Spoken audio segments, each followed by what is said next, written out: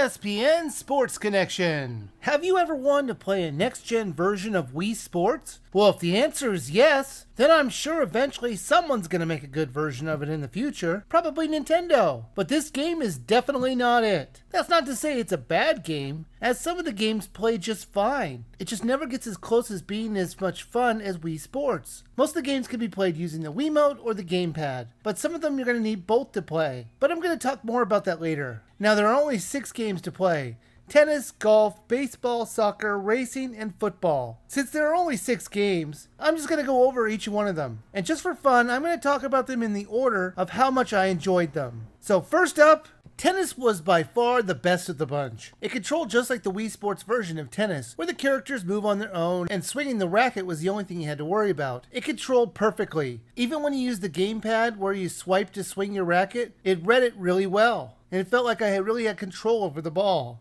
Soccer. If you've watched my reviews before, you might know my thoughts on soccer, and they're not very favorable. I find it boring and repetitive. However, this game controls just fine. It's not really going to be a high-scoring game, and it's a bit simplistic, but for what it is, it's enjoyable, at least for a little while. Golf plays just like Wii Sports Golf, and I mean it plays exactly like it. However, since I think it had great play controls on the Wii Sports, that's not really a bad thing. Racing was just one of those ones where you go around on a bland track. To be fair though, you really can't expect Mario Kart type gameplay when they're going for realism, but they could have at least tried to make the backgrounds better. While it controlled fine, it was just so boring to play. Football had it so you had to get a touchdown and 4 downs, and if you don't do it by then, the ball turns over to the other team. The controls were just terrible. It used the Wiimote when you were on offense, and it just wouldn't read it right when you were doing the motions for the pass. The real problems with the game though comes in the defense. They have you controlling the defense using the gamepad. You have to control 2 players using the game stylus to cover 2 people. It would often not read my stylus moves, and the icons on the screen that you had to use were too small and too hard to control.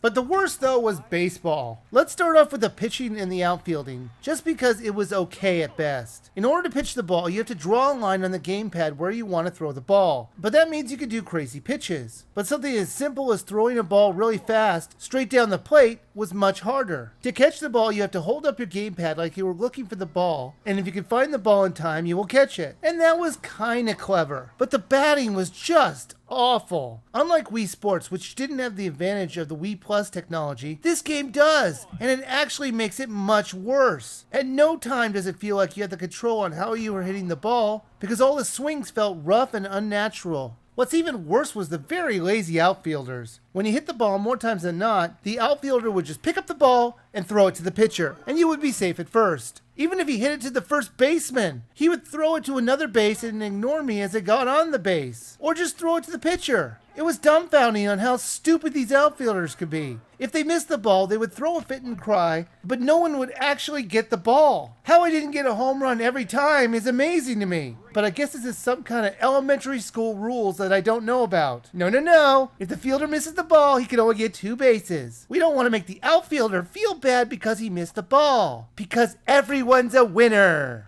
Now, a few of the games have different modes. Tennis has the best, where they have you hitting balls in specific places. But the worst was golf, which has you helping the other player by being a caddy and showing him where to hit the ball. It was so pointless. The other modes were just a tournament mode where you could play a set number of games. ESPN Sports Connection was a mismatch of good and bad games. It's unfortunate because I liked some of what the publisher was trying to do with the gamepad. It just didn't work well in practice. There just wasn't anything worth playing for long periods of time. All the games, even the decent ones like tennis and soccer, could get repetitive over quite a few plays. So I do think you should skip this game.